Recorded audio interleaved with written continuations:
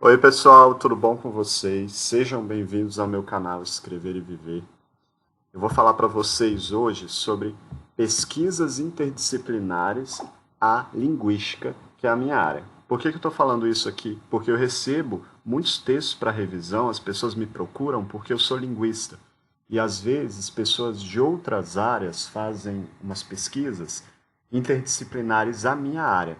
Eu recebo muitos textos da área do direito com esse teor ou de outras áreas diversas. E eu percebo algumas lacunas nesses textos, nesses trabalhos, especialmente em relação à ontologia, e eu vou explicar aqui para vocês algumas questões. Eu acho que isso pode agregar muito para vocês, pesquisadores. Olha só, eu fiz aqui um áudio, gravei um áudio aqui no meu canal falando sobre interdisciplinaridade, falando da necessidade da gente entender, da gente ter a humildade, inclusive, para entender a ciência na sua. Tanto a gente tem que.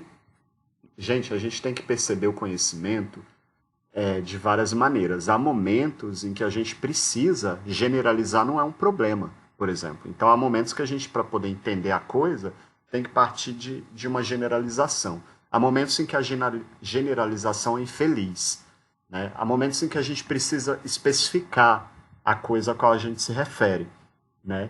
Então, quando a gente fala em ciência, a gente tem que pensar primeiramente qual que é a nossa área, qual que é o nosso objeto de estudo. E a partir disso, e a partir dos troncos das nossas próprias áreas, a gente vai enviesar a pesquisa.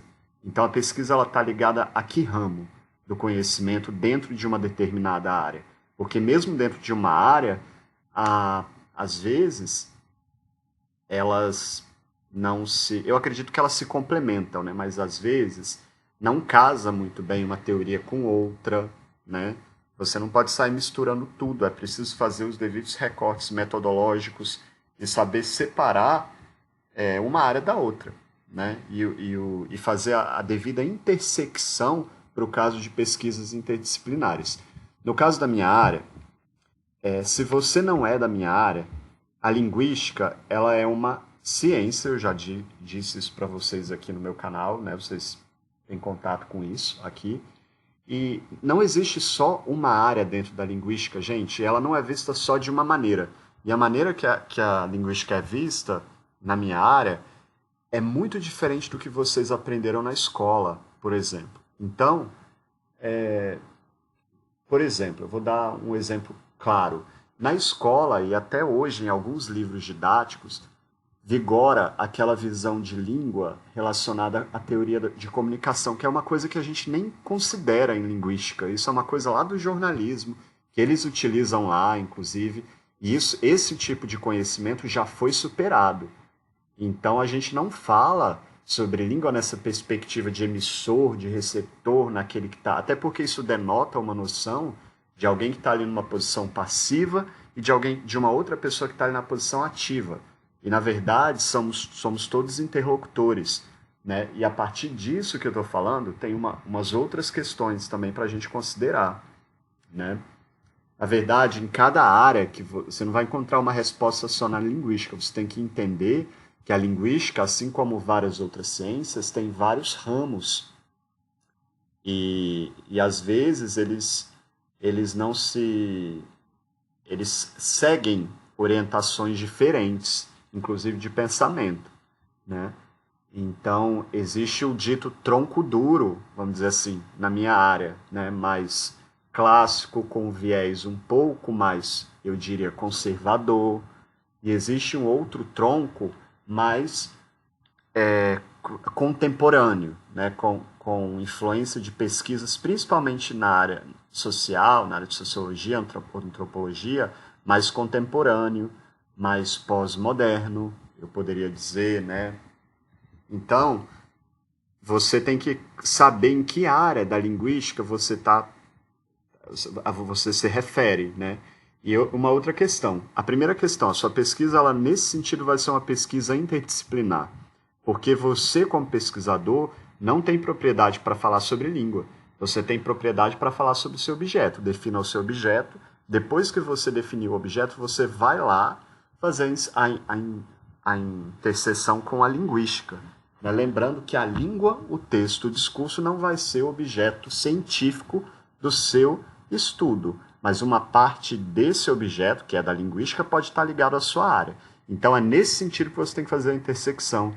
É nesse sentido que as ciências se complementam e é nesse sentido que você tem que pensar, acredito, como pesquisador, né? É preciso fazer essas amarras, essas separações, ao mesmo tempo essas intersecções, para que isso seja entendido. Não pensem que eu vejo muito isso é muito errado. O pessoal pega conceitos básicos, assim, infantis, gente.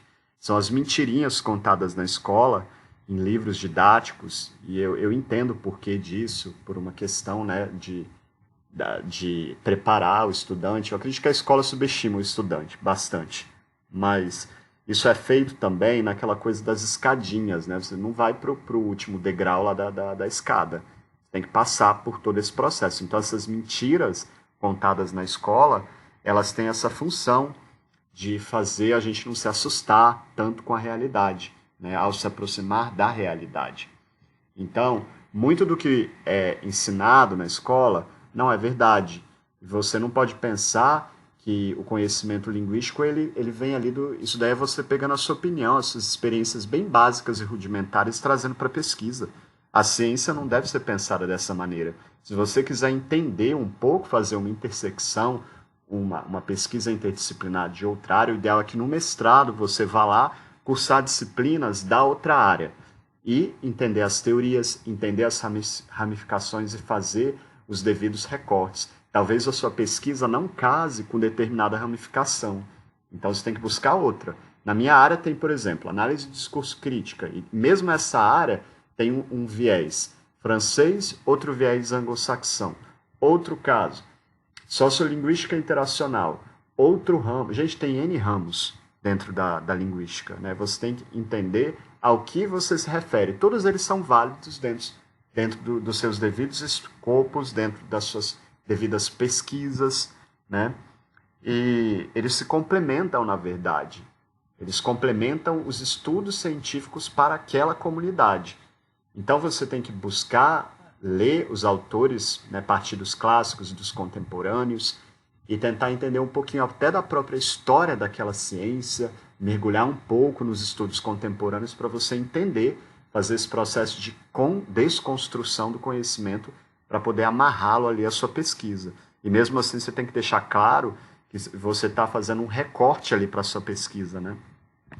Eu vi alguns trabalhos, sempre vem esse povo de outras áreas com não sei o que de teoria da comunicação. Gente, teoria da comunicação é coisa lá do jornalismo, que já foi superada, ninguém mais usa essa coisa de emissor, receptor, isso traz uma ideia passiva em relação à interação, a gente nem pensa em comunicação, a gente pensa em interação, e as interações, elas são negociáveis entre as pessoas, não é uma coisa assim que sai de alguém que vai para o trem e a pessoa está ali recebendo, isso não faz sentido, né? Esse tipo de conhecimento, ele é muito rudimentar ainda para um cientista, né? Para uma pessoa crítica, então é preciso saber fazer essas diferenças, né? Outra coisa importante aqui, você está em qual tronco da linguística? Você está falando do quê? Você tem que se referir tanto à área quanto, e dentro da área, aos teóricos. E aí você vai buscar os clássicos e contemporâneos, né?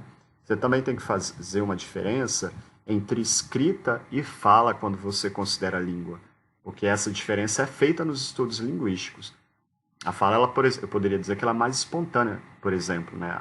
Mas ela não é desprovida de regras, viu? Como as pessoas popularmente pensam. E a escrita, e tem autores que vão tratar mais da fala, tem autores que vão tratar mais da escrita, isso vai depender também do enfoque ali linguístico que você dá, da área, se for da sociolinguística é de um jeito, se for da análise de discurso crítico é de outro. Você tem também que entender, por exemplo, a diferença entre texto, discurso e língua e comunicação, que são coisas diferentes também, né? E esses conceitos são dados também de maneira diferentes em determinadas áreas. Parece tudo muito complicado, né? Então, se para uma pessoa pesquisadora da área isso já é muito complicado, imagina para você leigo que está pegando a base do conhecimento ali de uma área que não é sua para poder fazer um trabalho. Isso tem que ser feito, gente. Isso se chama respeito.